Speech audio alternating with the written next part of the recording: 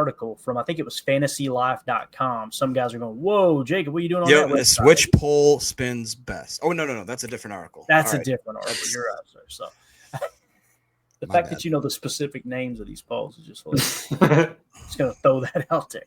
So Jacob thought it'd be a good idea. So you guys let us know in the chat how crappy of an idea this is, and we'll blame it on him. Now, I thought this was cool, man. As we, kind of just finished the whole draft process, you got all these undrafted free agents kind of settling into different places. I'd love to be able to cross-check some of these with our board, Emilio. I don't know if that's possible or not.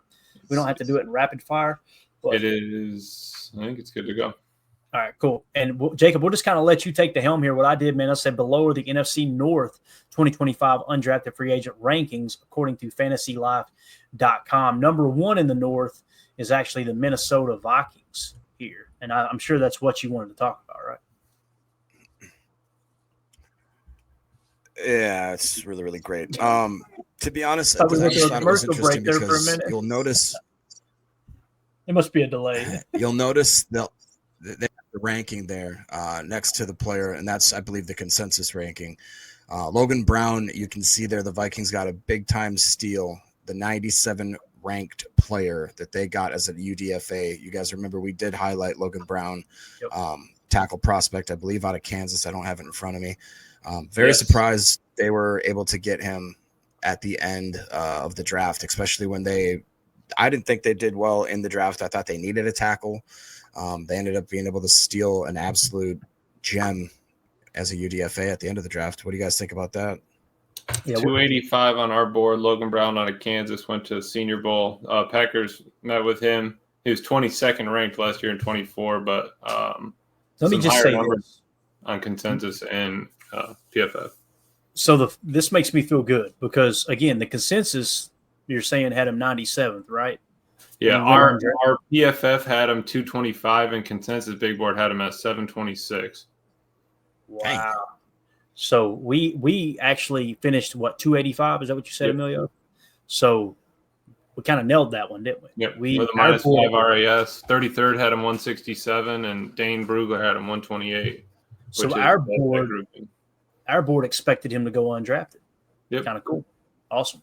So nonetheless, and it's not to say our board's right, but I just think that's kind of cool. I do think Logan Brown is one of the more appealing undrafted free agents for sure, though. Is there anybody else you want to hit on the Vikings list here, Jacob? Anybody else kind of stick out to you, man? Yeah, honestly, it's Tommy Hill. I know Tim was pretty high on him. Mm-hmm. He was a guy that played that kind of slot, sometimes a little bit even safety hybrid. He ranked pretty well on a lot of people's boards out of Nebraska, I believe. Where'd you have him at, Emilio? 228 on our board. Crushed in 23 with a 29 overall. PFF big board had him 165. Consensus had him 196. Okay. Gotcha. So we had him like 7th round grade, basically. Yep. Yeah, and again, that's a great pick for the Vikings because they needed a lot of help in the secondary, and they didn't address it, I didn't think, as well in the draft. And for them to, again, just luck into having Tommy Hill follow them as a UDFA, that's pretty lucky. Tyler Batty was another one. I thought Emilio, I thought you maybe liked him. I thought was he the BYU guy? Yep. BYU edge, East-West Shrine Bowl, had him at 245. Crushed it in PFF. Throughout the years, pretty much 177 on their big board, 195 consensus. Yep. Okay. And once again, that's a position of need that they had, and for them just to kind of get a steal. I mean, they had a really great. I mean, even you can throw in. I like Joe Huber. That was the big offensive lineman from Wisconsin. I mean, heck, even Max Brosmer, hometown hero, quarterback for the Gophers. He gets to stay in Minnesota, and they all of a sudden now have a little bit of depth, and who knows, that could be their Brock Purdy type situation there. Joe Huber is 207 on the board, guard, Wisconsin East-West Shrine, and Max Brosmer was 225. Mm-hmm. And then honestly, both the tight ends, they're not the biggest names, but they graded out decently as being kind of all around types of tight ends, which they need that depth of that got their receiving tight end, obviously. But Bryson Nesbitt and both Benjamin Jurasek, I thought were really good pickups for them. Benjamin 302 East-West Shrine, and I'm sorry, who's the other one? Nesbitt. Yeah. Nesbitt was 328. So I mean, right around there. Got it. Yeah. All right. Yeah. So there you go. That was pretty much it for the Vikings. Just names that popped off the page there, but if you move on to obviously the Packers there, I think that I want to point out, Jacob, the Minnesota Vikings, they ranked them first, right? Like they were the best in the entire NFL in their undrafted free agent signings. So next you got the Packers, right? They were 5th. Is that right? Yes, sir. Yes, sir. Starting off with, I think it's Ryan's favorite UDFA, Nazir Stackhouse, from what I can tell from his pods lately. And honestly, it's pretty awesome that we were able to snag him. Again, a position of need. Maybe more of that TJ Slayton role filler than the 3-tech, but I think that he's talented enough to play quite a few different positions and techniques on that defensive line. A guy out of Georgia again. Hey, look at him. Pack Daddy's in the chat there. It's kind of interesting that we've got between Nazir and Wyatt and who's the other one? We got 3 Georgia Bulldogs right there on that defensive line. Yeah, Brinson. That's right. Mr. Warren. Nazir Stackhouse was 213 on our board. Georgia East-West Shrine Bowl. Packers met with him. PFF Big Board had him 255. Consensus 144. So timeout. Nazir Stackhouse was 188 on the consensus here, right? On whoever. I think it's just ESPN consensus, if I'm not perfect. mistaken. So they had him ranked 188, basically saying, what would that have been, a 5th or a 6th rounder, right? Yes. Around that range. 6. And we had an undrafted grade on him on our board, right? No, we had him at 213. 213, so he'd have been a 7th round grade, right? Good deal. So that's good value there, man. Undrafted, according to our board and according to theirs too. So good stuff. All right, Jamin Dumas Johnson. Where do we have him? I know he's a Kentucky boy, but I think I was a little lower on him, although we did go ahead and bump him up to a 9 RAS. My man finished with an 8.99 there. Yeah, 398. Yeah, he was lower for sure. And that's a guy, Jacob, I think he transferred from Georgia, if I remember correctly. Yep. Yeah. And I wasn't necessarily too excited with him just based on those PFF grades. And that's a block that I got to get over because I definitely put, I think, way too much stock into the PFF grades. But when you look at, like you said, the type of player he was, I think he was pretty highly recruited. Obviously, he goes to Georgia. No bad players go to Georgia. They look at that RIS score. It's an 8.99. Not the biggest guy in the world at just over 6 foot, 236. But there was definitely some highlights when you watch his game, some flashes. So it would be interesting. I'd definitely like to get him in the mix with guys like Hopper, Isaiah, the guy that we just brought over from the Giants. I can't remember his name, Simmons or whatever. Yep, so Isaiah. I think all you're doing with him is you're just completely making that floor an absolute, raising that floor quite a bit. Yeah. Where do we have Tyler Cooper at, Emilio? 253 on our board. PFF Big Board had him 131. Consensus had him 229. Got it. Yeah. I really like that pick. I think I was higher on Cooper than some of the interior linemen that went a lot. Like I like Tyler Cooper better than the Donovan Jackson that the Vikes took with like their first overall pick. He was a Minnesota guy as well, so I thought the Vikings would bring him in for sure. Thought he graded out pretty well all around. Big Ten competition. I like his size, 6'5", 302. He's got the 8.46 RAS, and he's a Wisconsin native. So it's just nice to get him, and I believe him and JJ Lippe were both Wisconsin natives, if I remember correctly. So that's nice to get to give him back or get him. He could really be some do you think – I don't see any way of him really sneaking on the 53, but definitely making that practice squad and next year having a good shot at it. Yeah, I think it's possible. And I want to mention this. Julian Fleming's on this list. I did get confirmation. We actually put a quick article together for everybody over on our Patreon group. If you guys want to join the Patreon group, scan the QR code in the upper right or go to patreon.com/PackerFan Total Access. So basically, here's what happened with Julian Fleming. We were asking last night, like, hey, what the heck's going on? So evidently he failed a physical, okay? It says the Green Bay Packers opted not to sign undrafted free agent wide receiver Julian Fleming after he failed a physical per Mark Malkowski, I think is how you say it, of the news some kind of website, the news item, I think it was. Fleming, a former Ohio State and Penn State standout, was expected to join the 2025 rookie class, but missed the team's rookie minicamp, raising health concerns. Pennsylvania native, Flemings was the number 1 recruit in 2020 from Southern Columbia, where he recorded 5,514 receiving yards and 77 touchdowns in high school. At Ohio State, his best season was 22, 34 catches, 533 yards, 6 touchdowns, blah, blah, blah, blah. Ex-post suggests hip and back injuries led to the Packers' decision. The team, which drafted receivers Matthew Golden and Savion Williams, released Tutu Griffin. Is it Tutu or Tulu? It's Tulu, right? Tulu. All right. Tulu Griffin to adjust their roster. Fleming's future is uncertain, but his pedigree could attract other NFL teams if he resolves the health issue. So just wanted to point that out, that Julian Fleming, the reason he all of a sudden disappeared after we got reports that he was being signed, Spot Track actually shows him with a 3-year contract and a 4th-year rights to the Packers. Evidently, it was back problems. So you can pretty much scratch him off the list there. I highly, highly doubt he'll resurface as a Packers, camp invite or anything.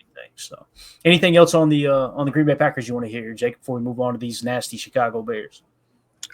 Did you have anything on where Luke Gunderson ranked, or did you have a ranking on him at all? Just that it doesn't sound familiar. Do we have him? The name sounds familiar, but I think he was just very low. Usually, not on the board. Okay, it's interesting to take a look at him though. That 6 foot, almost 6'2", 240 at 9.29 RAS. I like those measurements. And then just Amar Johnson. I'm a little bit excited to see what he could do. Running back out of South Dakota there. Oh yeah, Amar. I did like Amar. He is 259 on our board. Packers met with him. Running back South Dakota. No consensus. No PFF big board. What about his PFF grade, Emilio? He graded out pretty good. 154 and 22, 187 and 23, 51 and 24. Hit a -3 RAS. So he was in the 80s, Jacob. He graded out in the 80s last year. And I know 8 RAS. His alma mater buddy there from South Dakota State, I believe, right? Tucker Kraft. He got really excited when they signed Amar Johnson. So I really like the idea of Amar Johnson being on the practice squad. I think that's very exciting. I don't know about you guys, but when was interesting looking at these 4 teams. I thought obviously the Vikings did really well. I thought the Packers did really well. And then you look at who the Bears and the Lions picked up here, and I don't recognize a name, I'll be honest. And I thought that I would for sure. But these are certain – I mean, can you scroll down there for the Bears? Yeah. I mean, honestly, other than – I don't have any of these guys that I have. Major Burns is my that's my name on Sundays after I've worked a few too many days in a row. Who? It's just I don't. Emilio, do you recognize any of these names?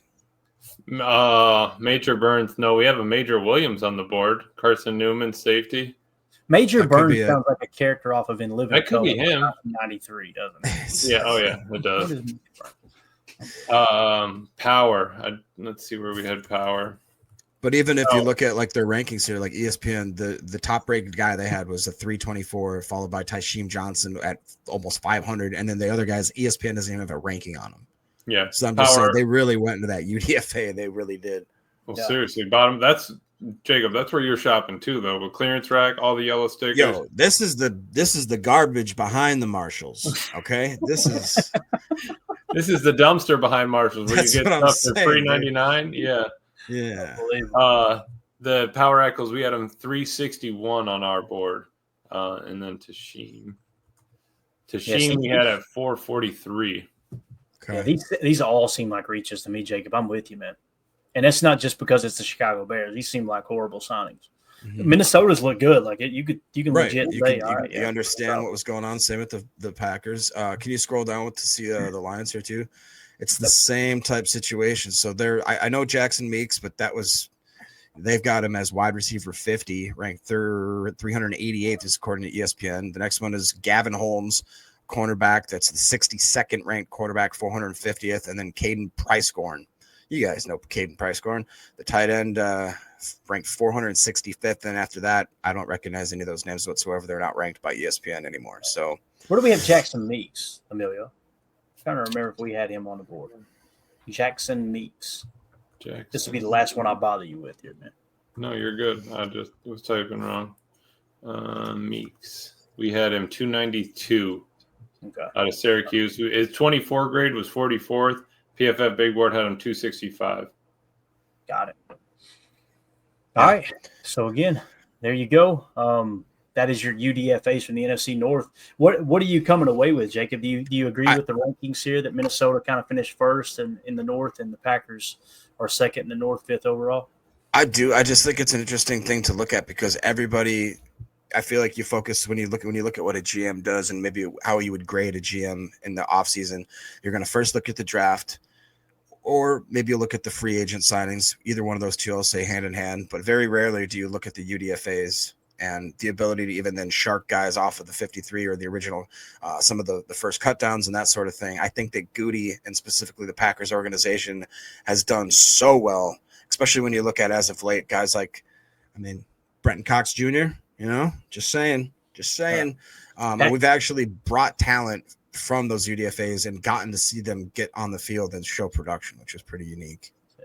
Pack Daddy got the joke while ago. I thought the same thing. I could see Damon Wayans playing who was it again? What was the name? Major Burns. If you guys didn't grow up watching In Living Color, I don't know what you were doing. Dude, Major Payne is such a good movie, man. I might have to watch that tonight. Major Benson Winifred Payne. If he's still in there, he ain't happy. Such a good put that in my repertoire. My favorite, the 33rd.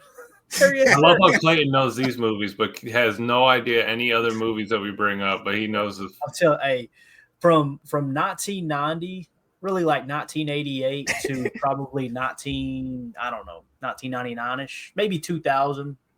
I watched a lot of movies, and then I grew up. So what's but you laughing at, pig boy? You find a piece of candy in your pocket? No, I grew up and started flying around the world on flight simulators. Don't get your finger caught in the propeller. All right. Anything else, boys, on this topic here? No, Bears really did blow. I do think the Vikings had a super good, free agent class. I know we were talking about that after the pod last night. Just some of the guys that they were able to bring in. They were names that we were always filtering through, during the whole process. So it's like if you get anybody inside that top 250, I feel like you're doing pretty decent. But there also might be a reason that they didn't get picked, right? So a little bit of both.